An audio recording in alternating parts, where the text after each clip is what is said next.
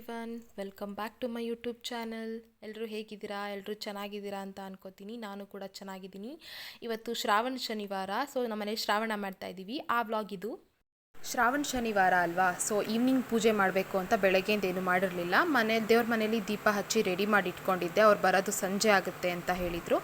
So ಹಾಗಾಗಿ evening ಪೂಜೆ ಮಾಡಿದ್ವಿ. ಸೊ ಅದಕ್ಕೆ ದೇವ್ರಿಗೆ ಎಡೆ ಇಡಬೇಕಲ್ಲ, ಅದಕ್ಕೆಲ್ಲ ಅಡುಗೆ ರೆಡಿ ಮಾಡ್ಕೊಂಡಿದ್ವಿ.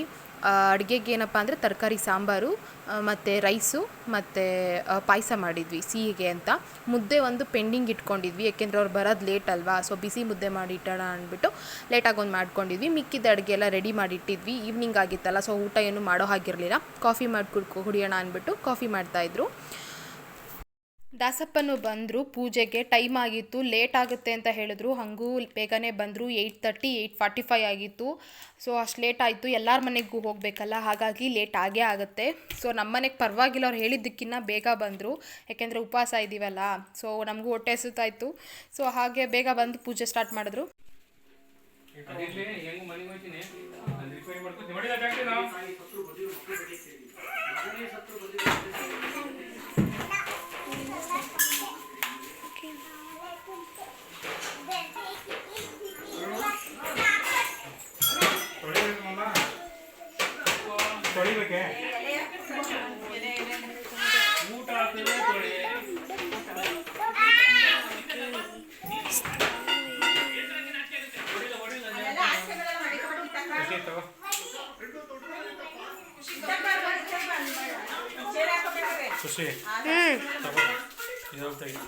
ಸೊ ಅವರು ಎಲ್ಲ ಸ್ಟಾರ್ಟ್ ಮಾಡಿಕೊಂಡ್ರು. ದೀಪ ಹಚ್ಚಿದೆ ಅಷ್ಟೇ. ಅವ್ರ ದೇವ್ರನ್ನೆಲ್ಲ ಇಟ್ಟು ಸೊ ರೆಡಿ ಮಾಡಿಕೊಂಡ್ರು. ನನಗೂ ಇದು ಹೊಸದು. ನಮ್ಮ ಮನೇಲಿ ನಾವು ಶ್ರಾವಣ ಮಾಡಲ್ಲ. ಸೊ ನಮ್ಮ ಯಜಮಾನ್ರ ಮನೇಲಿ ಮಾಡೋ ಪದ್ಧತಿ ಇದು. ಸೊ ನನಗೂ ಇದು ಹೊಸದು. ಮೊದಲು 2 ವರ್ಷ ಮಾಡಿರಲಿಲ್ಲ, ನಮ್ಮ ಮಾವ ಇದ್ದಾಗ ಮಾಡಿದರು. ಸೊ 2 ವರ್ಷ ಮಾಡಿರಲಿಲ್ಲ, ಅದಕ್ಕೆ ಈ ವರ್ಷ ನಾವು ಮಾಡ್ತಾಯಿದ್ವಿ. ಹೇಗೂ ಪಾಪು ಬರ್ಡೇ ಇದೆಯಲ್ಲ, ಸೊ ಅದಕ್ಕೂ ಇದು ಆದಂಗೆ ಆಗುತ್ತೆ ಅಂದ್ಬಿಟ್ಟು ಒಟ್ಟಿಗೆ ಮಾಡ್ತಾಯಿದ್ದಾರೆ. ಸೊ ಎಲ್ಲರ ಮನೇಲಿ ಹೇಗೆ ಮಾಡ್ತಾರೋ ಗೊತ್ತಿಲ್ಲ, ಬಟ್ ನಮ್ಮ ಮನೇಲಿ ಈ ಥರ ಪದ್ಧತಿನಲ್ಲಿ ಮಾಡ್ತಾಯಿದ್ದಾರೆ. ನನಗೂ ಹೊಸದಿದು, ಫಸ್ಟ್ ಇಯರ್ ಶ್ರಾವಣ ಅಂತಲೇ ಹೇಳ್ಬೋದು. ನಮ್ಮ ಮನೇಲಿ ಯಾವಾಗಲೂ ಮಾಡಲ್ಲ. ಸೊ ನನಗೂ ಹೊಸದು ಪೂಜೆ ಹೇಗೆ ಮಾಡ್ತಾರೆ ಅಂತ ನಾನು ಅದನ್ನು ನೋಡಿ ಕಲ್ತ್ಕೊಳ್ತಾ ಇದ್ದೀನಿ. ಪೂಜೆ ಎಲ್ಲ ಸ್ಟಾರ್ಟ್ ಮಾಡಿದರು. ಸೊ ಎಲ್ಲರ ಮನೇಲಿ ಇದೊಂಥರ ಹಬ್ಬ ಅಲ್ಲ, ಶ್ರಾವಣ ಬಂತು ಅಂದ್ರೇ ಎಲ್ಲರ ಮನೇಲೂ ಶ್ರಾವಣ ಹಬ್ಬ ಮಾಡ್ತಾರೆ. ಕೆಲವ್ರ ಮನೇಲಿ ನಾನ್ ವೆಜ್ ಮಾಡ್ತಾರೆ, ಕೆಲವ್ರ ಮನೇಲಿ ವೆಜ್ ಮಾಡ್ತಾರೆ. ಬಟ್ ನಮ್ಮ ಮನೇಲಿ ವೆಜ್ ಮಾಡ್ತಾರೆ, ನಾನ್ ವೆಜ್ ಮಾಡಲ್ಲ. ಕೆಲವ್ರ ಮನೇಲಿ ನಾನ್ ವೆಜ್ ಮಾಡ್ತಾರಂತೆ, ಬಟ್ ನಮ್ಮ ಮನೇಲಿ ವೆಜ್ ಅಷ್ಟೇ ಮಾಡಿರೋದು. ಸೊ ಮಾಡಿರೋ ಅಡುಗೆನೆಲ್ಲ ತೊಗೊಬಂದು ದೇವ್ರಿಗೆ ಎಡೆ ಇಡ್ತಾ ಇದ್ವಿ. ಆ ಪಾತ್ರೆ, ಅವ್ರದ್ದೊಂದು ಪಾತ್ರೆ ತಂದಿರ್ತಾರೆ, ಆ ಪಾತ್ರೆಗೆ ನಾವು ಊಟ ಹಾಕಬೇಕು. ಕೆಲವ್ರ ಮನೆಗಳಲ್ಲಿ ಹಸಿಟ್ಟುಗಳನ್ನ ಹಾಕೊಂಬಂದಿದ್ರು.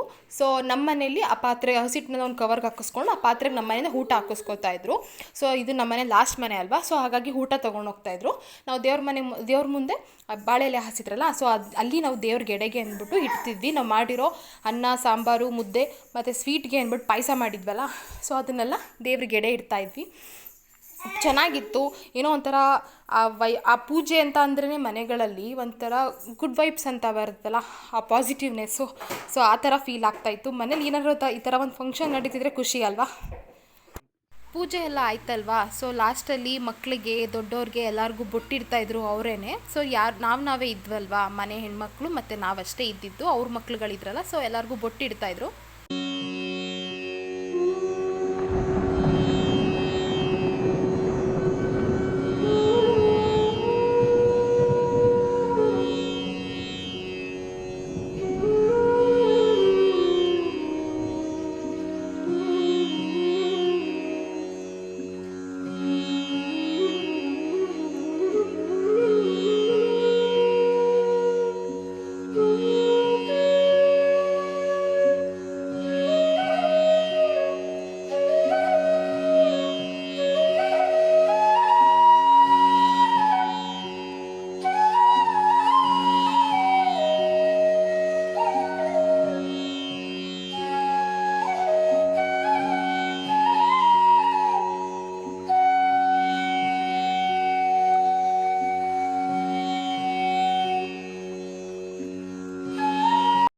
ಸೊ ಈ ರೀತಿ ನಮ್ಮ ಮನೇಲಿ ಶ್ರಾವಣ ನಡೀತು. ತುಂಬಾ ಖುಷಿ ಆಯಿತು. ಮನೇಲಿ ಈ ಥರ ಒಂದು ಪೂಜೆ ನಡೆದ್ರೆ ಏನೋ ಒಂದು ಪಾಸಿಟಿವ್ನೆಸ್ ಬರುತ್ತೆ. ಸೊ ಹಾಗಂತ ಹೇಳ್ತಾ ನನ್ನ ಬ್ಲಾಗ್ನ ಇಲ್ಲಿಗೆ ಎಂಡ್ ಮಾಡ್ತಾ ಇದ್ದೀನಿ. ಯಾರೆಲ್ಲ ನನ್ನ ಚಾನಲ್ನ ಸಬ್ಸ್ಕ್ರೈಬ್ ಮಾಡ್ಕೊಳ್ದೆ ನೋಡ್ತಾ ಇದ್ದೀರಾ, ದಯವಿಟ್ಟು ಸಬ್ಸ್ಕ್ರೈಬ್ ಮಾಡ್ಕೊಳ್ಳಿ ಆ್ಯಂಡ್ ಸಪೋರ್ಟ್ ಮಾಡಿ.